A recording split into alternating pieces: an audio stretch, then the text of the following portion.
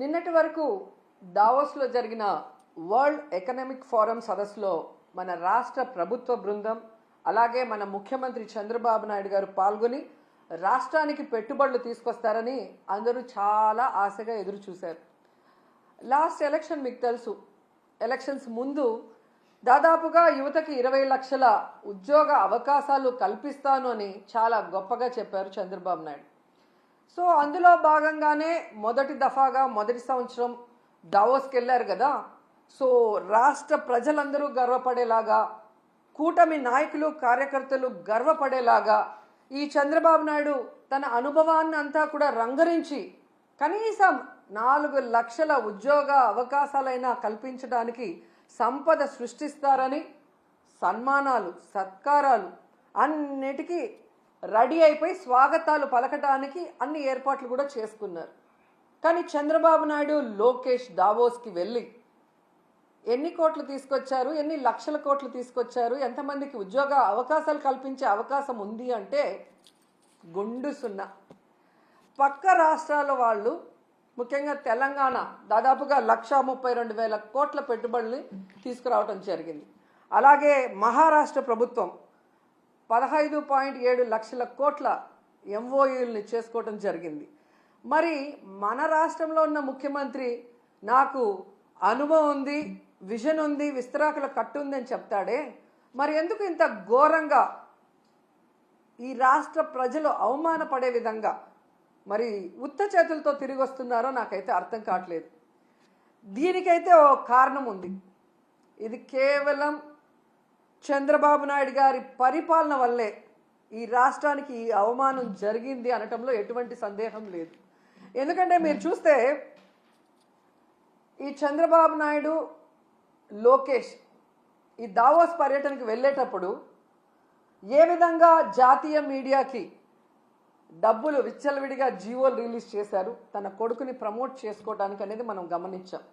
ముఖ్యంగా పవన్ కళ్యాణ్ లాంటి deputy CM, తన వల్లే ఈరోజు చంద్రబాబు నాయుడు ముఖ్యమంత్రిగా ఉన్నాడు, ఆయన ఇంకా ఉండాలి అనుకుంటున్నాడు పవన్ కళ్యాణ్. కానీ పవన్ కళ్యాణ్ని కూడా దావోస్కి తీసుకువెళ్ళలేదు అంటే తన కొడుకుని ప్రమోట్ చేసుకోవడానికి పవన్ కళ్యాణ్ అడ్డొస్తాడని ఇక్కడే వదిలేసి, దానికి అవసరమైన మంత్రులను కూడా ఇక్కడే వదిలేసి తండ్రి కొడుకులు ఇద్దరు అక్కడికి పోవటం మనం గమనించాం. అంటే వీళ్ళు ఈ యొక్క దావోస్కి వెళ్ళి పెట్టుబడులు తేలేకపోవడానికి కారణం ఏంటంటే ఈరోజు అందరి మధ్యలో ఒకటే, ఈ లోకేష్ రెడ్ బుక్ పాలనే దీనికి కారణమని. ఎందుకంటే మీరు చూస్తే ఈ రాష్ట్రంలో ఎవరైనా పెట్టుబడులు పెట్టాలి అంటే ఒక ఇన్సిడెంట్ గుర్తొస్తుంది.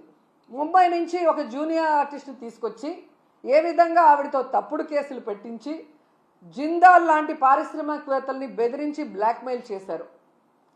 మరి ఈ విధంగా పారిశ్రామికవేత్తల్ని బెదిరించి బ్లాక్మెయిల్ చేస్తే ఈ రాష్ట్రంలో ఎవరైనా పెట్టుబడులు పెట్టడానికి వస్తారా అని నేను అడుగుతున్నా.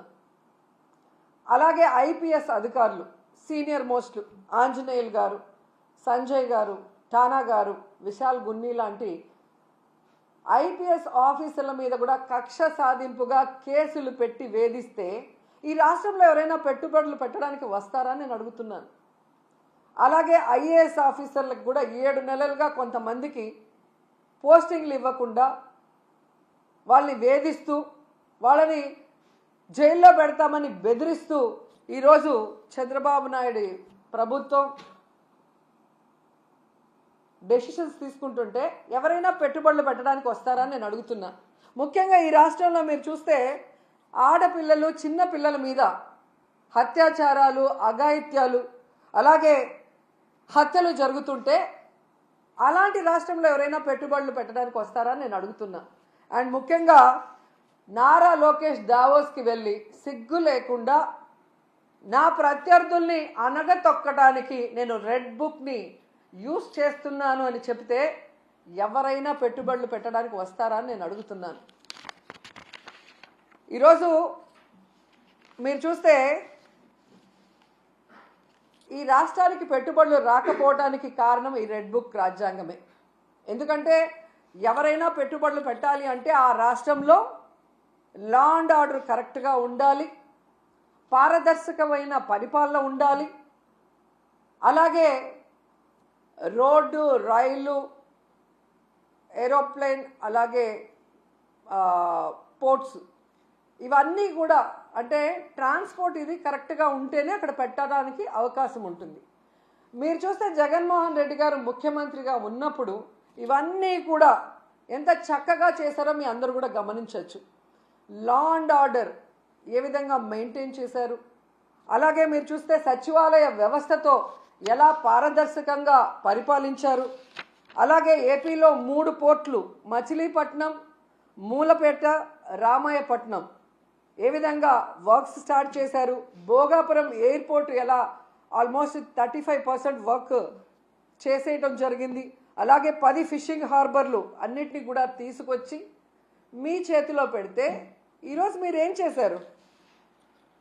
జగనన్న పారిశ్రామికవేత్తల కోసం రెడ్ కార్పెట్ వేసి ఫ్రెండ్లీ స్టేట్గా ఇన్వెస్ట్ చేయడానికి దాన్ని ఏర్పాటు చేసి మీ చేతికిస్తే ఈరోజు మీరు రెడ్ బుక్ రాజ్యాంగం అంటూ రాష్ట్రంలో ఈరోజు లా అండ్ ఆర్డర్ లేదు, రోడ్డు పైనే నరికేస్తున్నారు మనుషుల్ని. అలాగే ఎవరు నోరు తెరిసినా వాళ్ళ మీద కక్ష సాధింపుగా తప్పుడు కేసులు, ఒకటి రేప్ కేసు, లేదా అటెంప్ట్ మర్డర్ కేసు, లేదా SC/ST కేసులు పెట్టి చట్టాన్ని కూడా తమ చుట్టాలుగా వాడుకోవాలన్న ప్రయత్నం చేస్తున్నది నిజం కాదని నేను అడుగుతున్నాను. అలాగే ఈరోజు మీరు చూస్తే ఈ చంద్రబాబు నాయుడు, లోకేష్ చేస్తున్న పనుల వల్ల ఈ రాష్ట్ర ఇమేజ్ దెబ్బతినటం వల్ల ఈరోజు దావోస్లో పారిశ్రామికవేత్తలు ఒక్కటంటే ఒక్క రూపాయి కూడా మనకి MOE చేయకపోవటం చాలా బాధాకరం. ఎందుకంటే ఈరోజు వీళ్ళు దాదాపుగా ఈ స్పెషల్ ఫ్లైట్లు, కోట్లు, బూట్లు, సూట్లు కని వీళ్ళ ఖర్చులకే 20 కోట్ల పైగా అయింది. కనీసం ఆ దారి ఖర్చులకి అయిన డబ్బైనా MOEలు చేసుకొచ్చారంటే సిగ్గుచేటు. మాటలేమో ఇంత చెప్తారు కానీ పని చూస్తే జీరో. సో అందుకే అంటారు గొప్పలు చెప్పుకోవద్దయా తిప్పలు తప్పవని. కానీ చంద్రబాబు నాయుడు వినడు.